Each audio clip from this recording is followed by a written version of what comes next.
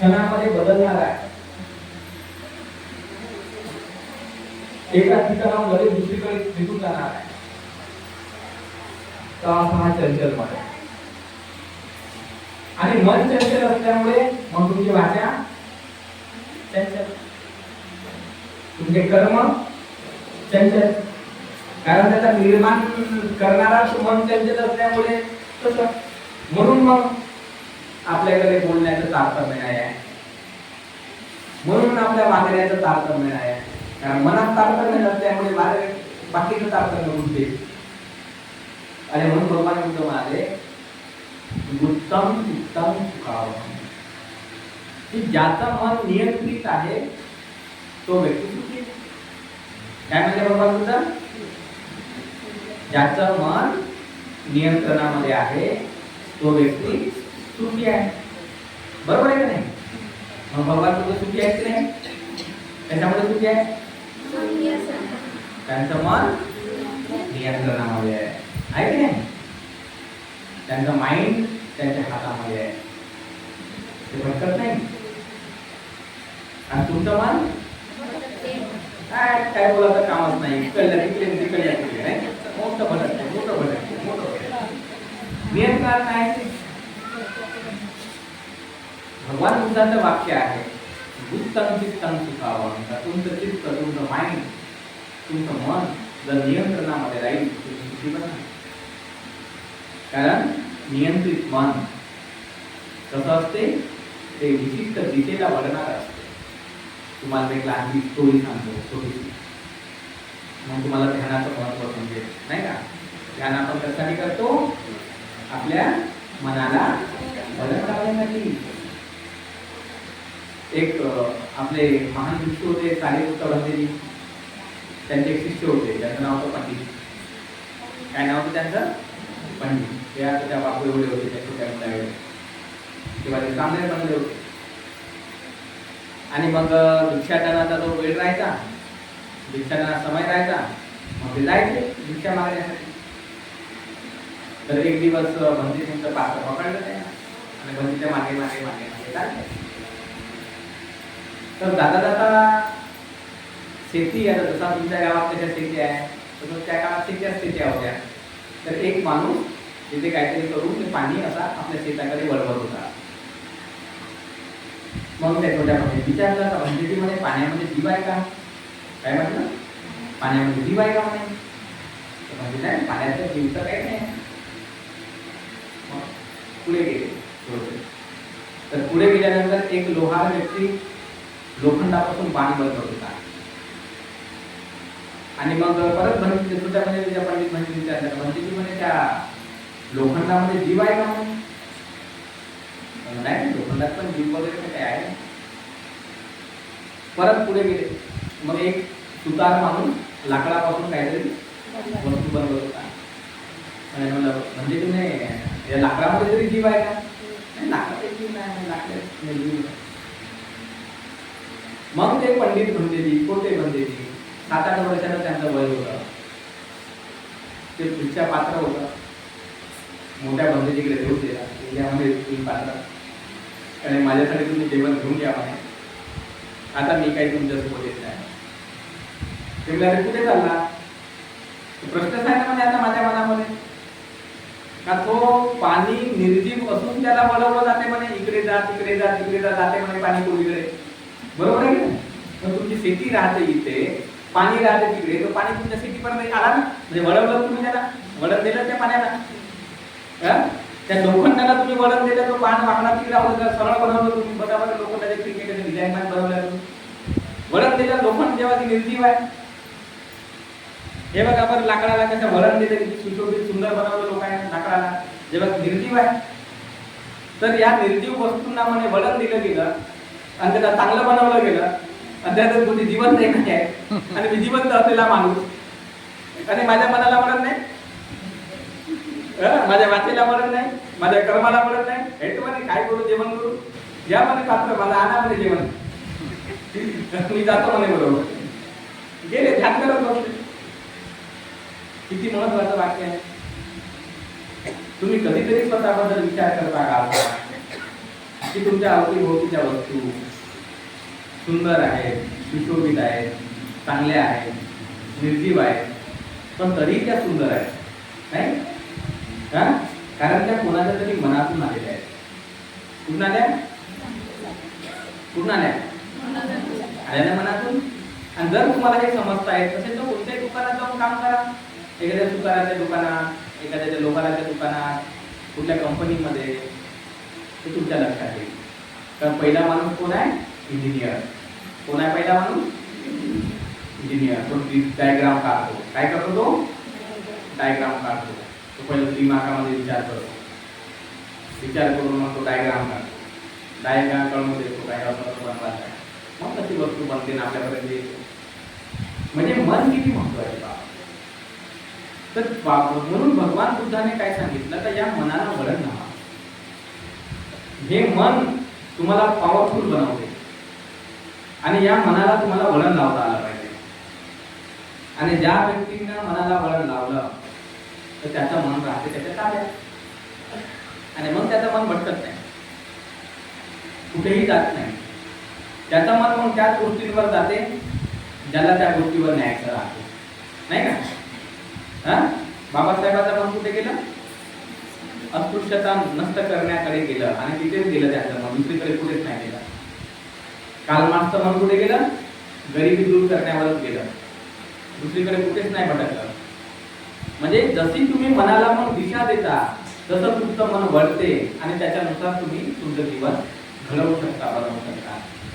पण तुमचं मन जर समजा असंयमित असेल, चंचल असेल, चालाक असेल, जिथे पाहिलं तिथे कुठेही जाणार असेल तर त्याच्यामुळे तुमचं जीवन जे आहे ते मग एक वळण त्याला राहत नाही. आणि ते एकदा जीवनाचं वळण बिघडलं की मग दुःख आलं, दुःख येते, परेशानी येते. कारण कुठलीही गोष्ट जर पार पडायची असेल तर ती काय असली पाहिजे? नियमबद्ध असली पाहिजे. कशी असली पाहिजे? नियमबद्ध पाहिजे की नाही? जसा हा फॅन आहे, कशामुळे चालत आहे? कारण तो नियमबद्ध आहे, त्याचे आपले काही नियम आहेत ठरवलेले, आहे की नाही? त्याला इलेक्ट्रिसिटी असेल, त्याचे बटना असतील, त्याला फिरण्याची प्रक्रिया असेल, तर काही नियम दिलेले आहेत त्याला, 4-5 नियम. जास्त तरी नसले कॉम्प्लिकेशन, पण नियम आहेत त्याला. आणि ते सगळे नियम बरोबर काम करतील तो फॅन बरोबर काम करेल. पण ते नियम जर बरोबर नाही काम केले तो फॅन बिघडेल की नाही? आहे ना? मग तसं तुमच्या शरीराचे नियम आहेत ना, नाही आहे? बिना नियमाचं शरीर आहे तुमचं नाही. बघा, विचार करून बोलत जा. नियम आहेत की नाही? आहेत ना? डोळ्याचा नियम आहे ना पाहाचा? डोळ्याने तुम्ही जेवण करू शकता का? नाही करू शकत ना? डोळ्याने फक्त तुम्ही पाहू शकता, दुसरं काही नाही करू शकत डोळ्याने. त्याचा आपला एक नियम आहे डोळ्याचा. कानाचा आपला एक नियम आहे ऐकण्याचा, दुसरा काही नियम आहे का? नाही. आमच्या छोट्या बेबीला मी पहिल्यांदा हे शिकवलं. त्याला मी असं जवळ घेतो आणि त्याला मी पहिलं शिकवलं. तो असा विचक लागेपणा करतो. लहान मुलं तसे विचकच असतात. आमचा छोटा बेबी विचकच आहे. तर मी त्याला मी ट्रेनिंग देतो. आता तो काय करते? टीव्ही पाहत असला, मोबाईल. आता काल परवा तुला मोबाईल पाहा, टीव्ही पाहा, टीव्ही बहुत पाहतो. मग टीव्ही पाहतो, मग जेवण करायचं राहिलं समजा, काही पण खायचं असतं, बिस्किट म्हणा काय म्हणा, तर तो मग असा पाच करायचं टुक आणि खायचं विसरून जाते. असं होते की नाही? मग तुम्ही पाहिलं, अरे म्हणता पाहत आहे पण खायचं विसरला. मग त्याला जवळ घेतलं, त्याला बापू डोळे कशासाठी आहेत? पाहण्यासाठी. मग कान कशासाठी आहे? ऐकण्यासाठी. मग नाक कशासाठी आहे बाबू? मग म्हणे नाक कशासाठी आहे? नाक कसं दाबलं असतं थोड्या वेळ, दाबल्यानंतर तो श्वास काय घेता आला नाही. मग म्हणे हा श्वास घेण्यासाठी. श्वास घेण्यासाठी स्मेल पण घेण्यासाठी आहे. तुला स्मेल येते ना? हा, स्मेल पण. तोंड कशासाठी आहे? मग मध्ये खाण्यासाठी आहे. आणि हात कशासाठी आहे बाबू? वस्तू उचलून ठेवण्यासाठी आहे.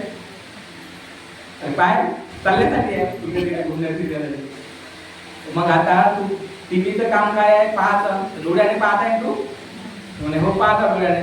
आणि हात कशाचा आहे? उचलाचा आहे ना? मध्ये उचलून दे बिस्किट.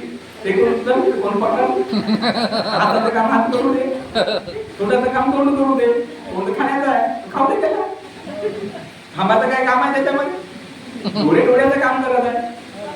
हाताला हाताचं काम करू दे, रेखाचं काम, तोंडाचं काम कर, कंटिन्यू चालू ठेवायचं. म्हणजे जे काम आहे ते काम बरोबर चालू राहिले पाहिजे. तर तुझं पाहणंही होईल, खाणंही होईल. तर हो म्हणजे असं आहे. मग त्याला ते थांबलं आपलं डोकं. म्हणजे सांगायचं तात्पर्य असं आहे की तुमचे नियम आहेत की नाही? आहेत ना नियम?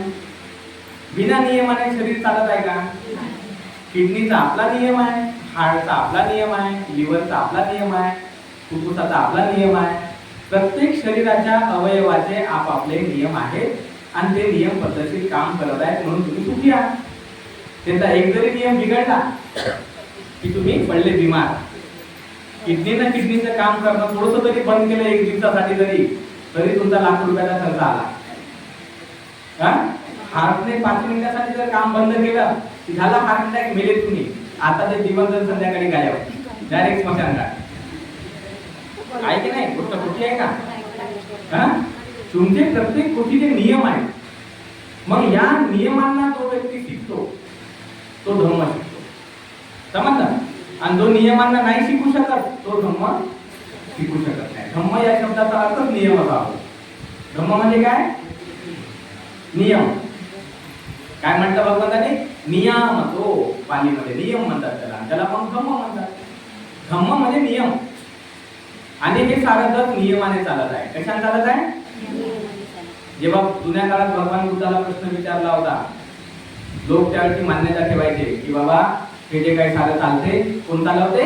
ईश्वर चालवते. काय म्हणायचे तेव्हा? ईश्वर चालवते, परमेश्वर नाही.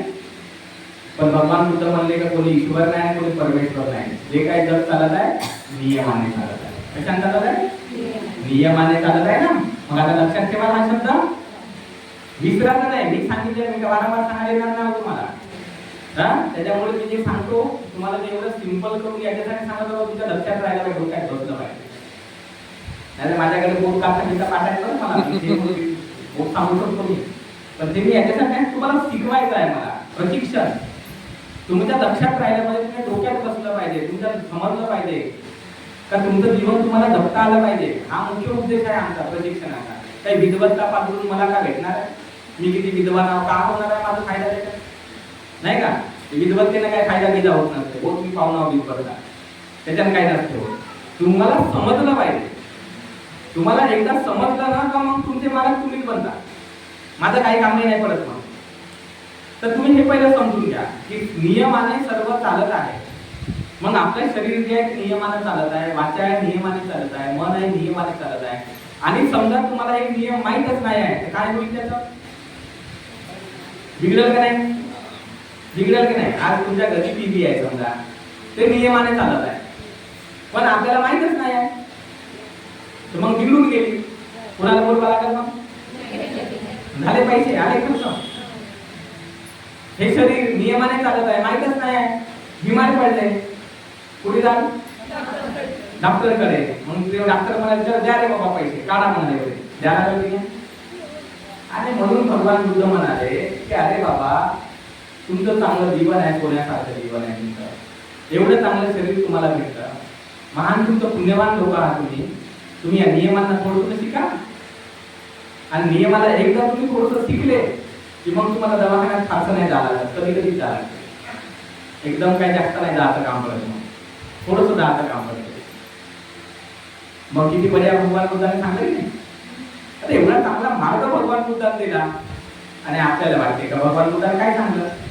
भगवंताने अतिशय सुंदर आणि अतिशय चांगलं सांगितलं आणि ते साधं साधं सरळ सरळ सांगितलं की तुमचं शरीर आहे आणि शरीराने तुम्ही 3 कर्म करता. हालचाली करता शरीराने, बोलता आणि मनाने काही गोष्टी करता. तर या 3ही गोष्टींचं ज्ञान भगवान बुद्धाने सांगितलं तुम्ही घेतलं पाहिजे. आणि म्हणून आपल्या मनाचं ज्ञान आपण घेतलं पाहिजे. तर मनाचं ज्ञान आपण तेव्हा घेतो जेव्हा आपण ध्यान वगैरे करतो. ध्यानाच्या माध्यमाने मनाचे विषय शिकतो आपण की मन काम कसं करते, मन नेमकं आहे काय याचं आपण ज्ञान घेतो. आणि ते एकदा ज्ञान घेतलं का आपल्यामध्ये ही एक समज येते ही समज आपल्यामध्ये आली पाहिजे. आपल्याला सुखी राहायचं असेल ना तर ही समज आपल्याला आली पाहिजे. म्हणून भगवान तथागतांनी सम्यक संबुद्धांनी बेसिक जो धर्म शिकवला तो शरीराचा धर्म शिकवला. कशाचा? म्हणजे भगवंतांनी तेच पहिले समजावून सांगितलं भिक्षू लोकांना की तुम्हाला दुःखमुक्त व्हायचं आहे. दुःख कुठे आहे? किमतीमध्ये आहे का? वस्तूमध्ये आहे का? तुमच्यामध्ये आहे ना. हे जे काय आपली शरीर आहे ज्याच्यात सुख किंवा दुःख अनुभवतो की नाही, त्याच्या बाहेर अनुभवतो. कुठे अनुभवतो आपण? शरीरात अनुभवतो ना. मग दुःखमुक्त कुठे व्हायला लागेल? शरीरातच व्हायला लागेल की नाही? तर मग हे साधी साधी तत्वज्ञान समजायला पाहिजे आपल्याला की मी दुःखी जर शरीरामध्ये आहो तर मग दुःखमुक्ती शरीरातच राहील माझ्या. मग शरीर ज्या अर्थी दुःखी बनलं तर दुःखमुक्तीचा संबंध शरीराशीच असला पाहिजे. मग त्याचे नियम भगवान बुद्धाने सांगितले. का तुम्ही पहिले पहा की तुमचं मन कुठे कुठे भटकलं, कुठे कुठे गेलं, तुम्ही कोणत्या कोणत्या गोष्टीमुळे दुःखी बनले, कोणत्या कोणत्या गोष्टीमुळे परेशान बनले, ते तुम्ही पहिलं पहा. मग मी तुम्हाला पाहता केव्हा येईल? जेव्हा तुम्ही थोडंसं ध्यानाचा अभ्यास कराल तर मन कसं काम करत आहे, मन कुठे कुठे भटकत आहे. तर अशा पद्धतीने शिका लागते आपल्याला. प्रत्येक व्यक्तीला हे शक्य आहे. तो थोडा शांत झाला पाहिजे आणि तो थोडा शांत असला, कामडाऊन असला तर तो त्याच्या समस्येबरोबर उत्तर शोधू शकतो. पण तो जर कामडाऊन नसला, शांत नसला तर त्याला लहानशी समस्या जरी आली तर त्याचं मन कसं होईल? सैरभैर होऊन जाईल, बेचैन होऊन जाईल, भयभीत होऊन जाईल आणि तो जास्तच वैतागून जाईल त्या गोष्टीमुळे. बरोबर आहे का नाही? आपण पाहतो महान महान लोक होते, त्यांच्या जीवनात किती अडचणी यायच्या बरं, पण तरीही त्यांचं मन कसं होतं? स्ट्रॉंग होतं. आणि म्हणून त्या अडचणीमधूनही ते कसं करायचे? मार्ग काढायचे. म्हणजे त्यांचं मन चांगलं मजबूत होतं. आणि आपलं मन कमजोर असल्यामुळे छोटीशी जरी गोष्ट आपल्या जीवनामध्ये नकारात्मक घडली, कोणी विरोध केला, कोणी अपमान केला, कोणतं काही मनासारखं झालं नाही किंवा असं कोणतंही काही झालं तर लगेच आपलं मन काय होऊन जाते? निगेटिव्ह होऊन जाते, नकारात्मक होते, बेचैन होते, भयभीत होऊन जाते. मग आता याला झगडा करू का त्याला झगडा करू, हे दारू पिऊ का ते दारू पिऊ, हे सिगरेट पिऊ का ते खवा खाऊ. म्हणजे आपलं मन असं चाललं जाते कुठे पण. कारण आपल्याला माहीतच नाही का त्या मनाला आवर कसा घालायचा, त्या मनाला आपल्या ताब्यामध्ये कसं आणायचं, त्या मनाला शांत कसं करायचं की जेणेकरून आपली परिस्थिती आपल्याला बदलवता येईल. म्हणून भगवान बुद्धाने ध्यान शिकवलं. मग आता तुमच्या लक्षात राहील ध्यान कशासाठी आहे? तुमच्या मनाला वळण लावण्यासाठी आहे, तुमच्या मनाला शांत करण्यासाठी आहे.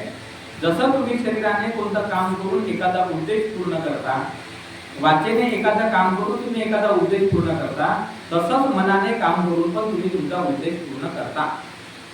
आणि ते मनाने जे काम आहे तर तो तुमचा उद्देश आहे, तो तुम्हाला पूर्ण करता आला पाहिजे. आणि त्याच्यासाठी तुमच्या मनाला वळवता आलं पाहिजे, त्या मनाला दिशा देता आली पाहिजे, त्या मनाला सन्मार्गाकडे नेता आलं पाहिजे. जसं त्या पंडित भंतेजीने कसं केलं? त्याच्या मनाला सन्मार्गाकडे नेलं. त्यांनी पाहिलं की अरे पाण्यालाही वळवलं जात आहे, लोखंडालाही वळवलं जात आहे, लाकडालाही वळवलं जात आहे आणि मी एवढा सजीव माणूस आणि माझ्या मनाला वळवायचं नाही. मी वळवलं की नाही त्यांनी मनाला? भरत बनले की नाही ते? मग आपण आपल्या मनाला वळवलं पाहिजे की नाही? भटकवतच ठेवलं पाहिजे. भटकवत नका ठेवू. आता झाला आता बहुत वर्ष भटकवलं आपण आपल्या मनाला. नाही बनवलं. आता या आईचं वय नाही म्हणता म्हणता 60 वर्षात आहे. नाही काय? नाही काय? 55 वर्षात. जास्त आहे? 55 वर्षात आहे. बघा म्हणजे 55 वर्ष मन भटकत राहिले. म्हणजे एवढा प्रदीर्घ काळ मन भटकत राहिलेलं आहे आपलं. आपण त्या मार्गावर पोहोचू नाही शकतो ज्या मार्गाची आपल्याला अपेक्षा आहे. मग आपलं बघा बरं मन कसं. तर म्हणून मन हा जो विषय आहे तो लवकर तुम्ही ताब्यात आणा ना, फास्ट ताब्यामध्ये आणायचा. म्हणजे तुम्हाला काय होईल? तुम्हाला ताब्यात आलं की उर्वरित आयुष्य सन्मार्गाने जगता येईल. समजा एखाद्या मुलाचं वय 20 वर्षाच्या असताना ताब्यात आलं तर उरलेलं सगळं लाईफ चांगल्या मार्गात नाही जात. एखाद्या मुलाचं वय 7 वर्षाचं असताना 8 वर्षाचं असताना सन्मार्गावर आलं तर पूर्ण लाईफ त्याची सन्मार्गावर राहील नाही का? इतकं मनाचा एक शास्त्र आहे भगवान बुद्धाने सांगितलेलं. म्हणून आपल्या मनाला आपण सन्मार्गावर ठेवलं, चांगल्या मार्गावर ठेवलं की आपलं कल्याण होते. म्हणून तुम्ही प्रत्येकाने ती गोष्ट शिकायची थोडीशी. आपल्याला ध्यान करता आलं पाहिजे. कधी आपण शेतीमध्ये जातो, काबाड कष्ट करतो, फक्त शरीर आपलं, तशा वेळेस आपण 10-15 मिनिट ध्यान जर करायला शिकलो तर तो जो काही थकवा आहे किंवा जे काही तुमची परेशानी आहे ती कमी होऊन जाते त्याच्यानं ध्यान केल्याने.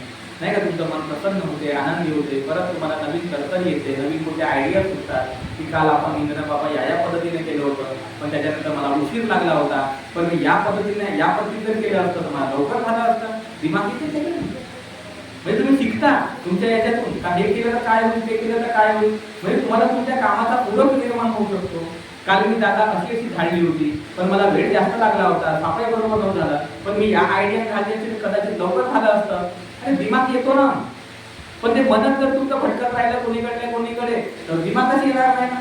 पण थोडं तुम्ही शांत बसले 15 मिनिट 20 मिनिट तुमच्या रोजच्याच कामांवर तुम्ही चिंतन जरी केलं, तुमच्या रोजचे जे कामं करता, छोटे छोटे कामं करता, त्याच्यावरच जर तुम्ही चिंतन मनात बरोबर करायचे शिकले तर त्याची तर उत्तर तुम्हाला शोधायला भेटली, तरी त्याच्यामध्ये चांगुलपणा येते, नीटनेटकेपणा येते, त्याच्यामधूनच मार्ग निघतात. तर हे मनाचं बहुत मोठं एक क्षमता आहे मनामध्ये. तर त्याच्यामुळे मनाला वळण लावणं बुद्ध धर्माचं महत्त्वाचं काम आहे. तर आपण फार अतिरिक्त मोठं लंबलचक ध्यान नाही करू शकत, कारण तो मोठा विषय असते. आता आम्ही शिबिरं जेव्हा घेतो 4 दिवसाचे 5 दिवसाचे शिबिरं असतात, तर त्या शिबिरांमध्ये बऱ्याच गोष्टी शिकता येतात आपल्याला. पण आता आपल्या एका दिवसाचं शिबिर असल्यामुळे बाकीच्या बऱ्याच गोष्टी आपल्याला माहितीही नसतात, त्याच्यामुळे काही गोष्टी सांगण्यामध्ये आपला बराचसा टाइमपास होऊन जातो. बरोबर आहे का नाही? कारण बेसिक गोष्टी आपल्याला माहीत नसतात. हां, आणि आताच आमचे भगत साहेब म्हणले की आमच्याकडे म्हणजे येतात बाबा काही गोष्टी सांगत असतात, म्हणजे ते टाइमपास करतात तुमचा. पण तुम्हाला बेसिकच गोष्टी जर पहिलेच आल्या असत्या तर आपल्याला पुढचं शिकवता आलं असतं. तुम्हाला बेसिकच गोष्टी नाही माहिती तर पुढचं शिकवता येते का माझ्यासारख्या माणसाला? बरोबर आहे का नाही? एखाद्याला एबीसीडीच नसत आहे तर त्याला मी कशाला बीएटी बॅट सीएटी बॅट शिकवणार? ज्याला बीएटी बॅट सीएटी बॅटच नाही आहे तो तिथेच अडकून पडलेला आहे, तर त्याला कोणी बोलू शकतो काय दिसता लावून दिवाल वगैरे का ते दिवाळीवर मांजर बसून आहे बाबा, हे कोणी शिकवता येणार आहे? मग मला शिकवायचं तर पुढेही कोण राहते, पण आपल्याला एबीसीडीच नाही तर पहिलं तर शिक्षक लोकांना एबीसीडी शिकवा लागेल. बेसिक गोष्टी पहिल्या आल्या तर आपला विकास करायचा समोरचा व्यक्ती सांगत. आपल्याला बेसिकच गोष्टी आजपर्यंत आलेल्या नाही आहेत. आणि जे कोणी लोक आपल्याकडे जाते बेसिकच गोष्टी आपल्याला बरोबर शिकवत नाही, सांगत नाही, मग कसं होईल बरं? आपण कसा धर्म शिकणार? आपण कसा भगवान बुद्धाचा अलग बनणार? अलग बनायचं आहे आपल्याला. तर अलग बनणं म्हणजे काय? स्टेप बाय स्टेप तर जाणार आहे आपल्याला, लगेच थोडीच होणार आहे. म्हणून हळूहळू शिकायला, म्हणून बेसिक गोष्टीपासून सुरुवात करावी लागते. अनेक खेड्यापाड्यांमध्ये इकडे तिकडे जातो आम्ही, काही लोकांना प्रश्न विचारतो, हे सांगा ते सांगा, काही विचारायला माहीत नसते नाही का? मग आता माहीतच नसते तर मग आता कसं त्याला शिकवावं? तरी पण आम्ही साध्या पद्धतीने सांगतो की जेणेकरून तुमचं तुम्हाला कळलं पाहिजे, समजलं पाहिजे. तर म्हणून आपण ध्यानाच्या संदर्भामध्ये थोडीशी प्रॅक्टिस करू, जे तुम्हाला थोडंसं समजलं पाहिजे. तेवढं जरी तुम्हाला करता आलं, थोडंसं जरी तुमच्या लक्षात जरी आलं तर तुम्हाला ते रोज करता आलं पाहिजे. रोज त्याची प्रॅक्टिस करता आली पाहिजे. 10 मिनिट 15 मिनिट अर्धा तास तुम्ही प्रॅक्टिस करू शकले पाहिजे. जरी रोज नाही करू शकले, 2 दिवसांतरी करू शकले पाहिजे, 3 दिवसांतरी करू शकले पाहिजे, पण आठवड्याभरातून 1-2 दिवस तरी थोडंसं अर्धा तास स्वतःच्या शरीराला आराम द्या, स्वतःच्या मनाला आराम द्या. कारण आराम बहुत जरुरी आहे. जेव्हा तुम्ही आराम देत नाही ना, कष्टच करत राहता तर आपलं शरीर मोठं पॉवरफुल आहे. हे काय करते माहिती आहे का? तुम्हाला सर्दी करून टाकते, कुरकुर करत आहे म्हणजे आता. म्हणजे कुरकुर करण्याचा अर्थ काय आहे? का 3 दिवस आराम करा. आता बहुत मेहनत झाली तुमची आता शरीराची, थकून गेलो मी आता. ताप करून टाकते, ताप आला ताप 3 दिवस आराम करा लागते. मग म्हणजे शरीर आहे तर त्याला पण आरामाची गरज आहे. मन आहे तर मनाला पण आरामाची गरज आहे ना. हा फॅन समजा तुम्ही 24 तास 50 तास सुरूच ठेवला त्याची मोटर बिटर गरम होऊन तो खराब नाही होईल का? साधारण गोष्ट आहे. तुमचं शरीर आहे ना बाबा, त्याची पण आपल्या मर्यादा आहेत ना, त्याला पण विश्रांतीची गरज आहे ना. मग त्याला विश्रांती द्यायला लागेल आपल्याला. मग ते विश्रांती कशी भेटल? आता तुमच्याकडे एकच उपाय आहे विश्रांतीचा, तो म्हणजे कोणता? झोपणे. बाकी कोणता उपाय आहे तुमच्याकडे? थकून जाणे, थकून जाणे, परत उठणे, काम करणे, थकून जाणे, थकून जाणे, परत उठणे, काम करणे, थकून जाणे, थकून जाणे. बाकी आणि तुमच्याकडे तिसरा उपायच नाही. आता मला तुम्ही सांगा, हा झोपण्याचा जो प्रकार आहे याच्यामुळे तुमच्या मनाला वळण लागते का? तुम्ही एवढी विश्रांती घेता, आतापर्यंत एवढं वय होते माणूस झोपते उठते झोपते उठते चालूच आहे त्याचं. कोणत्या मनाला आपण लागलं तुमच्या आतापर्यंत त्या झोपण्यामध्ये? नाही लागलं. झोप ही विश्रांतीची एक प्रक्रिया आहे, पण ती तुम्हाला वळण लावणारी नाही. बरोबर आहे का नाही? आणि म्हणून भगवान बुद्धाने एक नवीन संशोधन केलं, किंवा त्या काळच्या प्राचीन काळच्या लोकांनी ध्यान पद्धती त्याने शोधून काढली. विश्रांती आहे ना, मग विश्रांती घ्या, पण सजगतेने विश्रांती घ्या. कशी घ्या? सजगतेने घ्या, जागरूकतेने घ्या. आणि म्हणून जागरूकतेने विश्रांती कशी घ्यायची ते भगवान बुद्धाने टेक्निक शिकवली. तर तुम्ही जागरूक राहा, सजग राहा. सजग राहून तुमच्या शरीराला विश्रांती द्या, तुमच्या मनाला विश्रांती द्या, आणि तुमच्या मनाला पण तुम्ही वळण लावा. तर म्हणून आपल्याला जेव्हा आपण ध्यान करतो तर ते एक सजगतेचं वळण आहे, तो एक विश्रांतीचा प्रकार आहे. आणि उलट तुम्हाला सांगतो का ते मोठं पॉवरफुल आहे. ज्या कोणी लोकांना झोप नसले, वाईट स्वप्न पडत असतील, डरावणे स्वप्न पडत असतील, सकाळी उठल्याच्या नंतर चिडचिडपणा जाणवत असेल, सकाळी उठल्यावर उदासपणा जाणवत असेल, किंवा कुठे मन लागत नसेल, किंवा झोप पुरेशा प्रमाणामध्ये येत नसेल, किंवा झोप येते पण उखळ उखळ झोप आल्यासारखी वाटते, अशा कित्येक ज्या समस्या आहेत त्या सगळ्या समस्या तुमच्या खतम होतात ध्यान केल्या, नाही का? बिलकुल. म्हणून भगवान बोलतो सुखम सेती अस्मिन् लोके परमे. सुखम सेती, सुखाने झोपतो.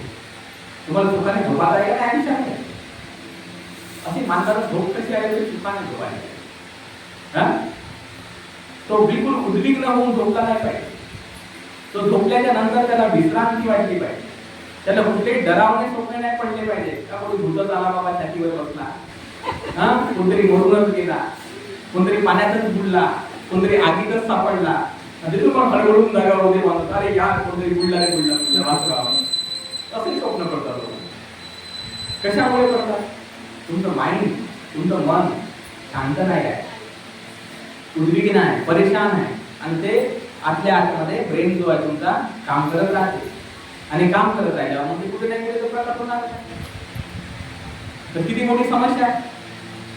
मग ही समस्या साधी समस्या आहे, साध्या उपायाने सुटणारी समस्या आहे, आणि ती फक्त शिकायला आहे. म्हणून आपण ध्यान जे आहे ते शिकलं पाहिजे. माझा युट्यूबला व्हिडिओ आहे ध्यानावर, तुम्ही ऐका, ते आपलं पहा, ते लावून द्या, आणि लावून बरोबर तसं ध्यान करा, तुम्हाला हळूहळू त्याची प्रॅक्टिस होऊन जाईल. तर आज आपण या ठिकाणी ध्यानाच्या संदर्भाने थोडीशी तुम्हाला इंट्रोडक्शन दिली, परिचय दिला का ध्यान करायचं राहते, कशासाठी करायचं राहते, ते कसे आपले नियम काम होत असले जाते, ते सगळ्या गोष्टी मी तुम्हाला सांगितल्या ज्या अतिशय महत्त्वाच्या आहेत. तर आता आपण थोड्या वेळासाठी या ठिकाणी काय करूया, या ठिकाणी थोड्या वेळासाठी आपण ध्यान करूया, आणि अगदी बेसिक जे ध्यान आहे ते बेसिक ध्यान आपण थोड्या वेळ या ठिकाणी करून घेऊ. आणि जे टेक्निक आहे जे मी सांगितलेली आहे, समजा सांगितली तर ते तुम्ही थोडीशी मनामध्ये लक्षात ठेवा, पाठ करा, आणि घरी गेल्यानंतर तसं करण्याचा प्रयत्न करा. तुम्ही घरी राहिले, शेतामध्ये राहिले, जेव्हा आपल्याला वेळ आहे लगेच आपलं थोडंसं 10-15 मिनिट अर्धा ध्यान करण्याचा प्रयत्न करायचा, ठीक आहे ना? त्याच्यामुळे तुमचं मन शांत राहील, शरीर शांत राहील, तुमच्या भावना तुमच्या ताब्यात राहतील, आणि तुम्हाला एक चांगलं जीवन जगता येईल. आणि म्हणून आपण ध्यानाचा जो मार्ग आहे तो चांगला मार्ग आहे. तर आपण या ठिकाणी थोडी प्रॅक्टिस करूया, ठीक आहे? तयार तुम्ही सर्वजण? हां. तर आता तुम्ही जसे आहात तसे बघा, नाही का? काही म्हणजे आता तिथे टेन्शन घ्यायचं नाही बसण्याचं, आपल्याकडे काही एवढी अरेंजमेंट नाही आहे का असंच पाहिजे तसंच पाहिजे, जसं आहे तसं चालू जाते, काही प्रॉब्लेम. आणि खूप मी जे सांगतो तसं करण्याचा प्रयत्न करायचा, ठीक आहे? जसं मी म्हटलं तसं करण्याचा प्रयत्न करायचा. तर सर्वांनी आता डोळे बंद करायचे, आधी डोळे बंद करा सर्वांनी.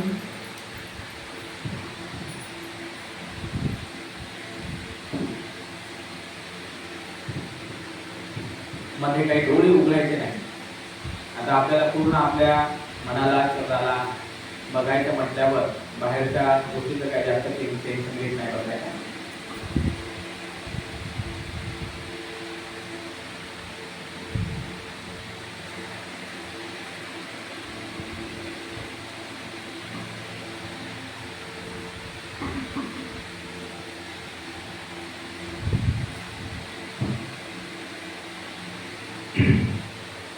स्मृतीपूर्वक श्वास घ्यायचा आणि स्मृतीपूर्वक श्वास सोडायचा. आपलं संपूर्ण लक्ष नाकाच्या दिशेने ठेवायचं आणि अगदी स्मृतीपूर्वक श्वास घ्यायचा, स्मृतीपूर्वक श्वास सोडायचा.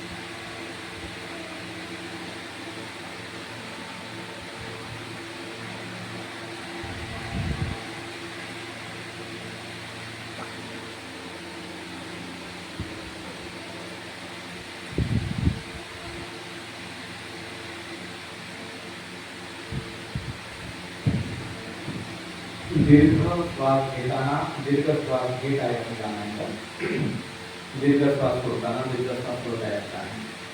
म्हणजे काही श्वास लांब घ्यायचे, हळूवारपणे लंबा श्वास घ्यायचा, हळूवारपणे लांब श्वास सोडायचा, हळूवारपणे लांब श्वास घ्यायचा, लांब श्वास सोडायचा. अगदी शरीराच्या कानाकोपऱ्यामध्ये आपला श्वास पोहोचेल अशा प्रकारे हळूवारपणे श्वास घ्यायचा, श्वास सोडायचा.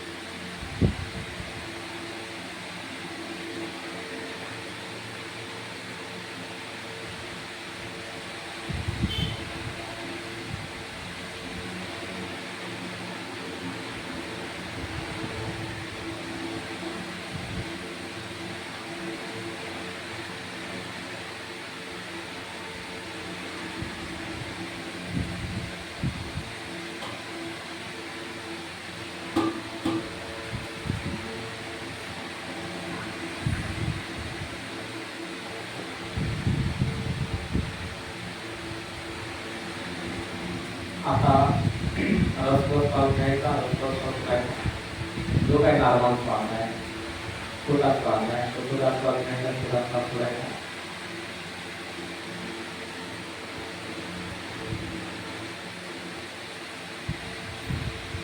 रसवस श्वास घ्या, रसवस श्वास सोडा.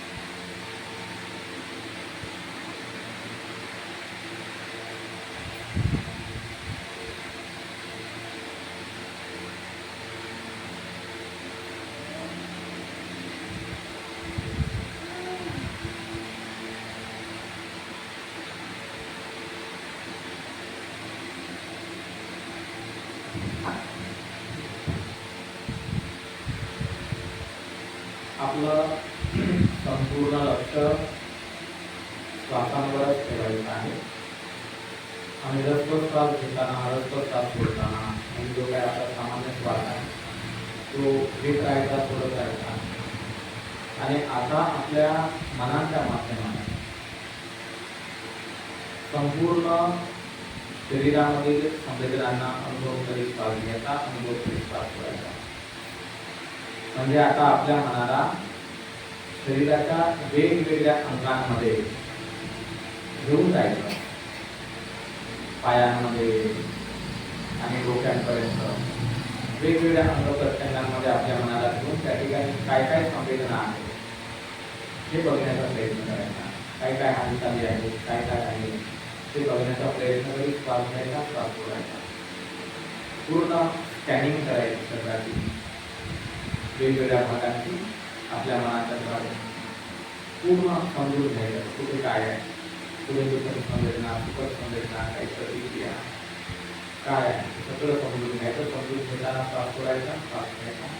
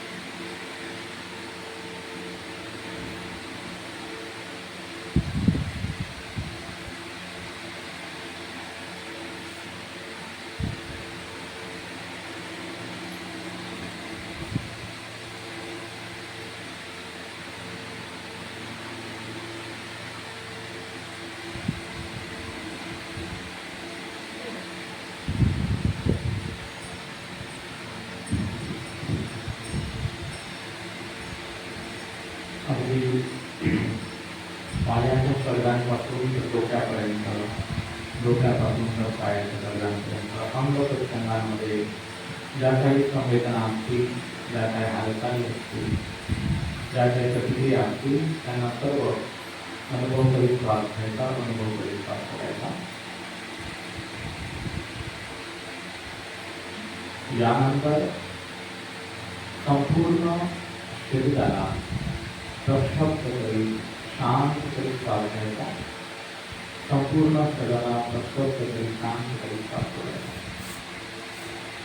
आपलं मन त्या त्या भागांमध्ये न्यायचं, ज्या भागांमध्ये दुःखद संवेदना आहे, तणाव आहे, आणि तिथे थोडं मन एकाग्र करायचं. त्या परिसरामध्ये श्वास सोडताना आणि श्वास घेताना त्याला रिलॅक्स करायचं, शिथिल करायचं. थोडं तो अवयव बिना सोडला, शिथिल सोडला, त्या ठिकाणच्या संवेदना थोड्या बदलतात, चेंज होतात. आणि अशा प्रकारे क्रमाक्रमाने अगदी पायापासून तर डोक्यापर्यंत प्रत्येक अवयवांमध्ये आपलं मन नेऊन त्या ठिकाणी एकाग्र होऊन त्याला अवयवाला धीर करून त्याला प्रक्षुब्ध करायचं, शांत करायचं, श्वास घेताना सोडताना. आणि अशा प्रकारे संपूर्ण शरीराला, शरीराच्या प्रत्येक अंग प्रत्यंगांना शांतपणे प्रक्षुब्ध करीत श्वास घ्यायचा, श्वास सोडायचा.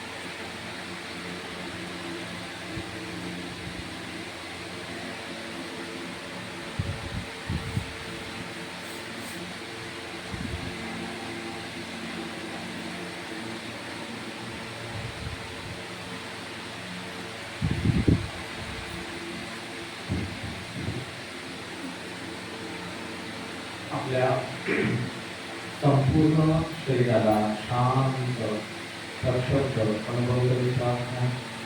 आपल्या संपूर्ण शरीराला शांत प्रक्षुब्ध अनुभव करीत राहा. जो काय आपला सामान्य श्वास आहे त्या सामान्य श्वासावर लक्ष केंद्रित करून स्फूर्तीपूर्वक श्वास घ्यायचा, श्वास सोडायचा आणि आपल्या शरीराला अधिकाधिक शांत अधिकाधिक प्रक्षुब्ध करायचा.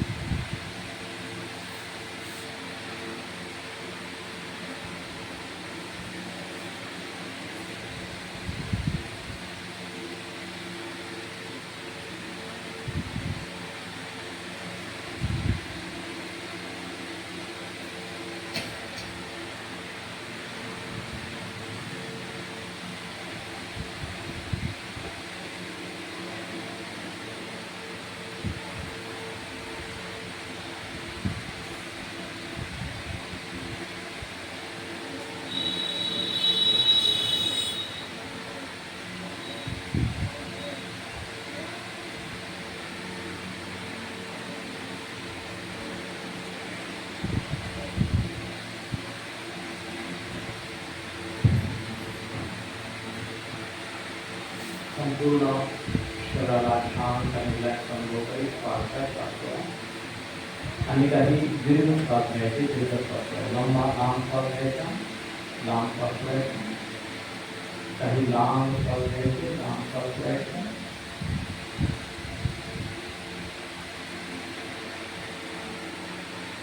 लांब श्वास घ्यायचा, लांब श्वास घ्यायचा, शरीराला रिलॅक्स शांत अनुभव करायचा. अगदी सुरुवात डोळे उघडायचे, डोळ्यांची उघडझाप करायची, डोळे उघडायचे, डोळ्यांची उघडझाप करायची. डोळे उघडल्यानंतरही आपलं शरीर आणि आपलं मन शांत अनुभव करायचा.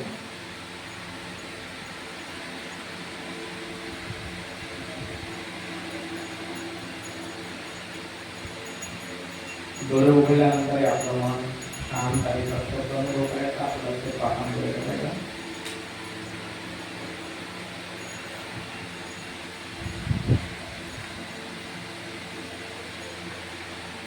तर या ठिकाणी आपण दिवसभर जे एक दिवसीय ध्यान शिबिर घेतलेलं आहे त्यामध्ये आपण अतिशय साध्या सोप्या भाषेमध्ये धम्म समजण्याचा प्रयत्न केला. आपले दुःख दूर करण्यासाठी जे काही उपाय करता येतील का ज्या विषयापुढे आपण चर्चा केल्या त्यामध्ये व्यसनाधीनता असेल, गरिबी असेल किंवा अंधश्रद्धा असेल यातून दूर होण्याबद्दल आपण उल्लेख केलेला आहे. त्याचप्रमाणे आपण ध्यान पण केलं. तर या ठिकाणी आपण जे काही दिवसभरामध्ये पुण्य संपादन केलेलं आहे त्या पुण्याचा आपण या ठिकाणी अनुमोदन करूया. या पुण्याच्या प्रभावाने आपल्या सर्वांचं मंगल हो, कल्याण हो, भगवान घटकांचा धम्म आपल्याला समजो अशा प्रकारची या ठिकाणी मंगल कामना करूया. सर्वांनी हात जोडायचे.